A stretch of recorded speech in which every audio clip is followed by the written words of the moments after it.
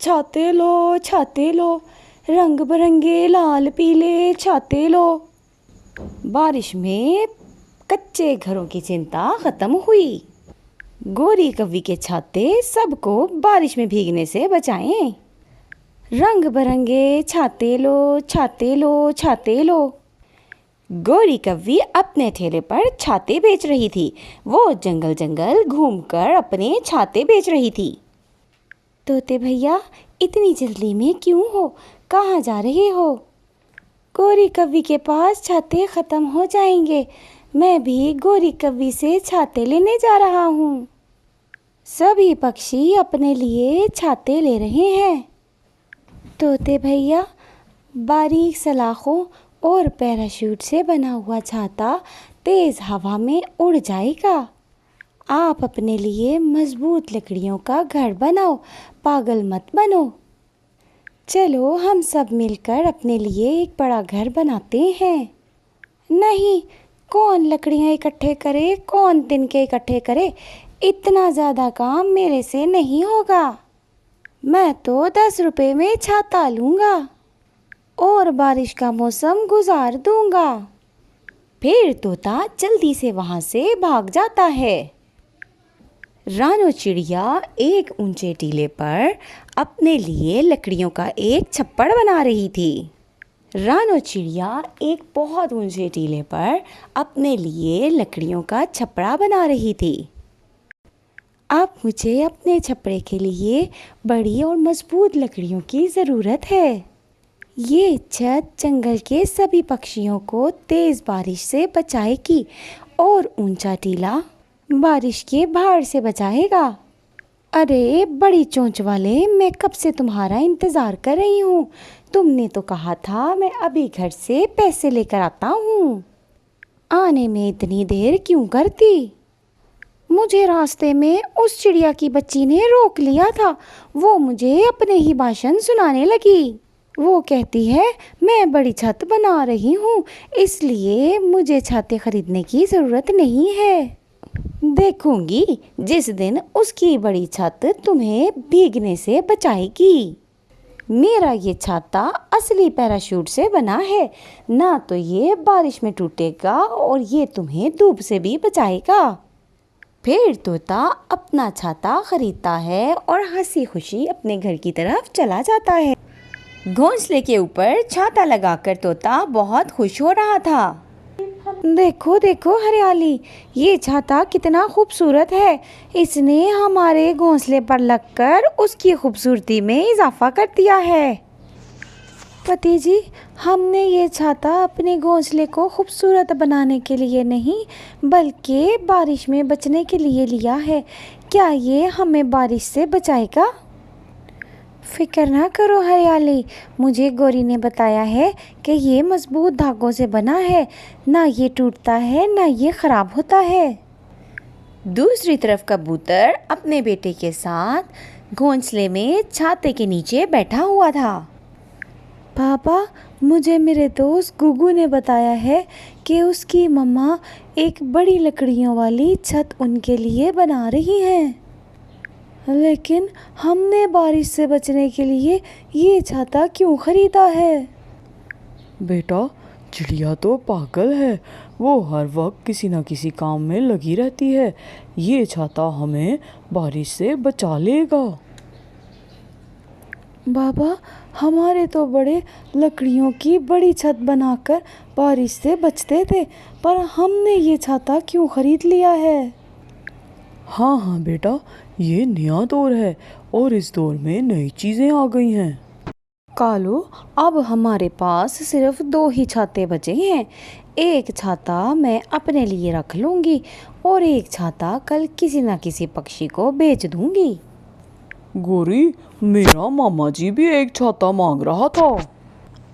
हाँ, मैंने तुम्हारे मामा जी को एक छाता दे दिया था।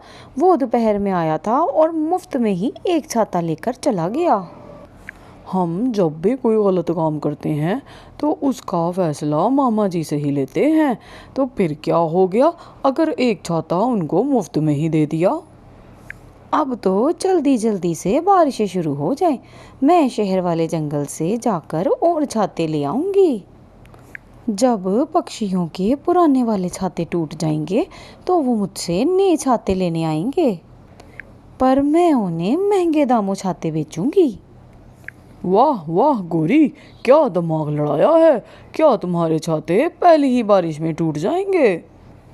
तो और क्या, ये छाते बारीक कपड़े से ही बने हुए हैं, ये तो पहली ही बारिश में टूट जाएंगे। और दूसरी तरफ रानू चिड़िया ने आज एक बड़ी छत बना ली थी। 4 लकड़ियों पर खड़ी एक बड़ी सी छत, जो देखने में बहुत ही मजबूत लग रही थी।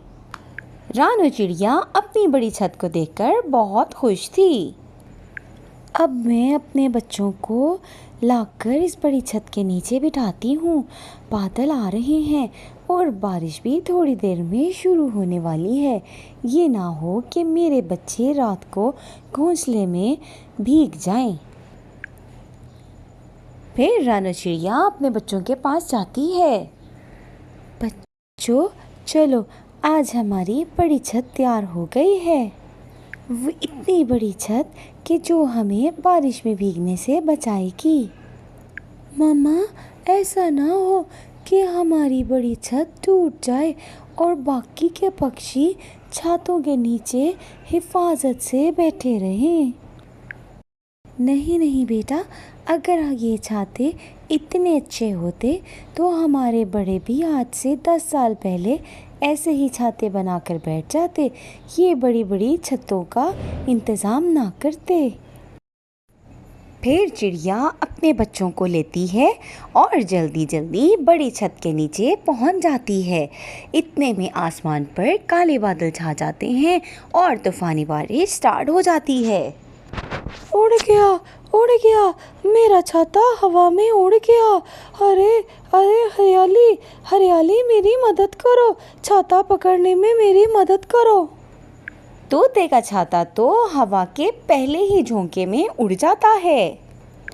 तोता उड़ते उड़ते छाते के पीछे जा रहा होता है, लेकिन छाता तो तेज हवा की मदद से बहुत तेजी से उड़ता हुआ जा रहा होता है। और तोता बारिश में जल्दी से झाड़ियों में गिर जाता है। बहुत बुरा हुआ, बहुत बुरा हुआ। शायद मैंने अपना छाता मजबूती से नहीं बांधा था, इसलिए वो हवा में उड़ गया। और दूसरी तरफ बुलबुल छाते को मजबूती से पकड़कर बैठी हुई थी।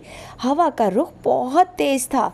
उसने एक तरफ से दरख्त की शाख को पकड़ा हुआ था और दूसरी तरफ से छाते को मजबूती से पकड़ा हुआ था कि वो कहीं उड़ ना जाए। और बुलबुल ज़्यादा देर तक छाता पकड़ नहीं पाती और उसका छाता हवा में उड़ जाता है। और बुलबुल वहाँ बैठकर रोने लग जाती। चुप कर जाओ बुलबुल, चुप कर जाओ, रोने की ज़रूरत नहीं है। अब हमें आने वाले वक्त के बारे में सोचना चाहिए कि हमें क्या करना है। मेरा छाता भी हवा में उड़ गया। हमने बहुत बड़ी गलती की जो गोरी से छाते लेते रहे और वो हवा में उड़ गए। कबूतर का छाता तो बड़ा भी था और नया भी था।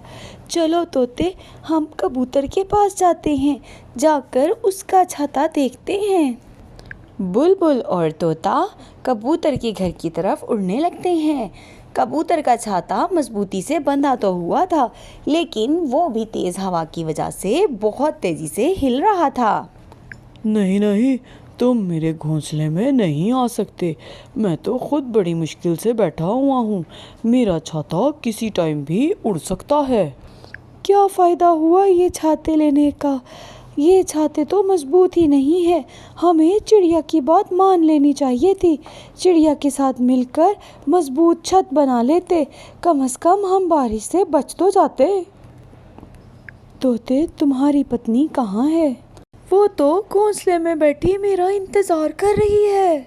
फिर तोता तेजी से अपने घोंसले की तरफ उड़ने लगता है। वो जब देखता है तो हरियाली उसको रास्ते में ही मिल जाती है। उड़ गया तोते पति जी, हमारा घोंसला भी उड़ गया। पहले हमारा छाता उड़ा और उसके बाद अब हमारा घोंसला भी उड़ गया। मैंने तो आपको पहले ही कहा था कि ये छाता हमें तूफान से नहीं बचा पाएगा। फिर सभी पक्षी रानू चिड़िया की बात ना मानकर बहुत बड़ी परेशानी में आ जाते हैं और वो गोरी कव्वी के लाए हुए छातों के चक्करों में अपने घर से भी हाथ धो बैठते हैं और अपनी जान को भी मुश्किल में डाल देते हैं। लेकिन आखिर में रानू चिड़िया उन सभी पक्षियों की जान को बचा लेती है अपनी बनाई हुई बड़ी छत के नीचे। देखा दोस्तों, मेहनत की वजह से हम मुसीबत से बच जाते हैं। अगर सभी पक्षी रानू चिड़िया की बात मानते और घर बनाने में उसकी मदद करते तो आज उन सबको इतनी बड़ी मुसीबत ना देखना पड़ती। लेकिन सब पक्षी इस बात पर खुश होते हैं कि किसी भी पक्षी को जानी नुकसान नहीं होता। दोस्तों, अगर आपको मेरी कहानी पसंद आई हो तो अपने दोस्तों के साथ शेयर करें, लाइक करें और मेरे चैनल को सब्सक्राइब करें। शुक्रिया।